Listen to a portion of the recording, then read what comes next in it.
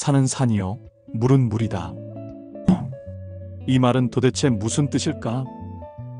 우리 범부들은 산은 산이지 바다냐고 당연한 말을 왜 하느냐고 반문을 할 것입니다. 지금은 이 말이 대중적 화두가 되었습니다.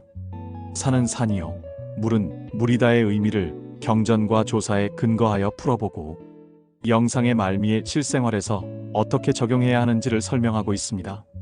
여러분의 구독과 댓글, 좋아요는 사람이 살아가는 지혜를 나누는데 큰 도움이 되고 있습니다. 이 법어의 근원은 중국의 송대선승 청원 유신선사에게서 비롯됩니다. 그는 깨달음의 세 가지 경지를 다음과 같이 말합니다. 이 노승이 30년 전 아직 참선 공부에 들지 않았을 때 산은 산이고 물은 물이었다. 그러나 나중에 이르러 여러 선지식을 친히 뵙고 가르침을 받은 후 산은 산이 아니고 물은 물이 아니었다. 허나 진정 깨쳐 마음 쉴곳 얻은 오늘에 이르러 다시 그 예전의 산을 보니 산은 단지 산이요 물은 단지 물이더라. 1981년 1월 대한불교 조계종 제6대 종정에 추대된 성철 스님이 해인사에서 사부중에게 내린 종정 취임 법어입니다. 보이는 만물은 관음이요 들리는 소리는 묘음이라. 이 외에 진리가 따로 없으니 사회대중은 알겠느냐? 산은 산이요 물은 물이로다. 이제 산은 산이요 물은 물이다 의미를 풀어보도록 하겠습니다. 1단계로 수행을 하기 전에는 산은 산이요 물은 물이었다 의미는 2단계는 세속적이고 일상적인 인식을 의미합니다. 우리는 있는 그대로 산을 산으로 물을 물로 봅니다.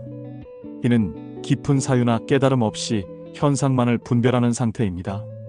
2단계에는 수행 중인 단계로 산은 산이 아니었고 물은 물이 아니었다. 수행을 통해 존재의 본질을 깊이 들여다보는 단계입니다. 모든 존재가 인연에 의해 서로 연결된 연기법의 관점에서 보면 산은 단순히 흙과 돌의 덩어리가 아니라 수많은 생명과 환경이 어우러진 복합적인 존재임을 깨닫게 됩니다. 산과 물에 고정된 실체가 없다는 것을 아는 경지입니다. 3단계에는 깨달은 후 산은 여전히 산이요 물은 여전히 물이다.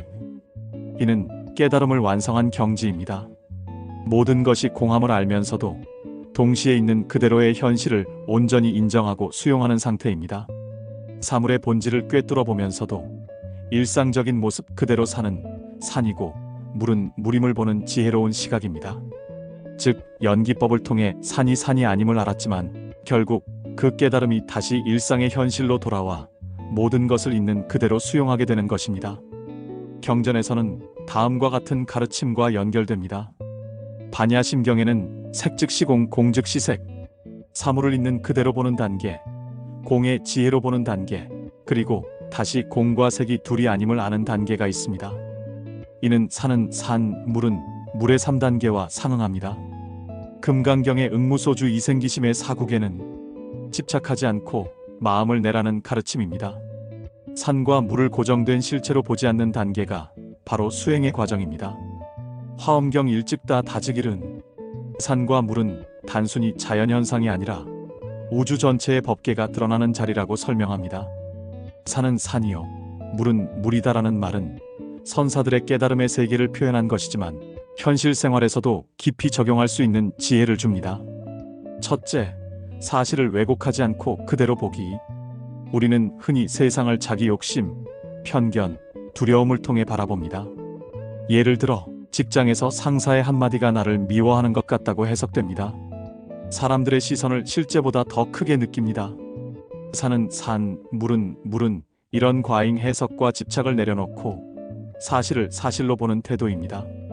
상사의 말은 그저 말일 뿐 내가 얹은 해석이 아닌 있는 그대로를 보는 연습입니다. 둘째, 문제를 과도하게 복잡하게 보지 말고 단순하게 보기. 문제가 생기면 우리는 복잡하게 꼬아 생각합니다. 그러나 산은 산, 물은 물은 사물은 본래 단순하다는 것을 일깨워줍니다.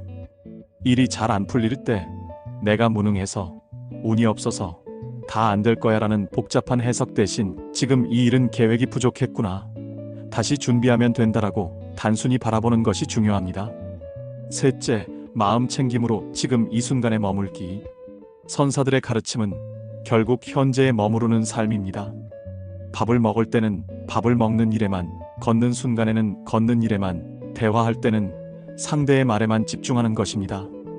산은 산이고 물은 물이다는 잡념을 덧붙이지 않고 지금 있는 그대로 경험하는 마음 챙김의 태도입니다. 넷째, 인간관계 속에서 사람을 있는 그대로 보기. 우리는 타인을 좋다 싫다, 유능하다 무능하다라는 분별의 잣대로 평가합니다. 그러나 선사들의 가르침은 상대를 있는 그대로 인정하는 것, 즉 산은 산, 물은 물처럼 사람은 사람 그대로 존중하는 것입니다. 다섯째, 일상의 평범함이 바로 지혜로운 삶이라는 것 알기. 많은 사람들이 깨달음이 비범한 체험이라고 생각하지만 성철 스님은 말씀하셨습니다. 깨달음이란 밥 먹고 차 마시고 산 보는 것과 다르지 않다. 즉, 특별한 곳에서 찾는 것이 아니라 일상의 평범함을 그대로 누리는 삶이 바로 지혜로운 삶입니다. 일상생활에서 적용할 수 있는 것을 상황별로 예를 들어 설명하도록 하겠습니다. 직장생활에서 상사가 이 부분은 다시 검토해보세요 라고 말했을 때 보통 사람들의 반응은 나를 무시하나? 내 능력을 의심하나? 라며 과잉 해석으로 스트레스를 받게 됩니다. 산은 산의 입장으로 우리의 관점을 전환해서 보면 상사의 말은 그저 다시 확인하라는 요청일 뿐 감정이나 불필요한 해석을 덧붙이지 않고 사실 그대로 받아들이고 행동하면 스트레스를 줄일 수 있습니다. 가정에서 가족이 집안일을 도와주지 않고 TV만 봅니다. 보통의 반응은 나만 고생하는 것 같아, 가족들이 날 존중하지 않아라는 분노가 올라옵니다. 산은 산의 태도로 보면 지금 저 사람은 일을 하고 그냥 쉬고 있는 거야.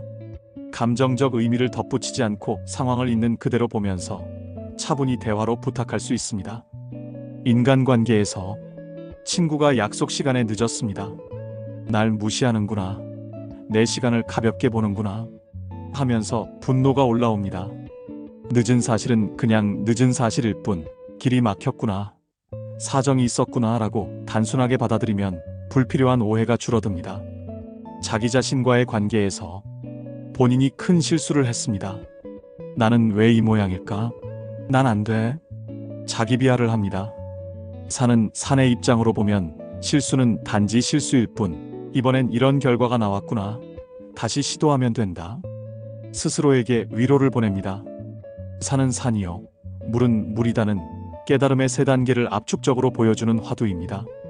처음에는 분별 속의 세계, 수행 중에는 공의 통찰로 인해 혼란의 세계, 깨달음 뒤에는 다시 있는 그대로의 세계, 이는 불교 경전의 공사상, 조사들의 선문답, 그리고 오늘을 사는 우리에게 있는 그대로의 삶을 받아들이는 지혜를 전해줍니다.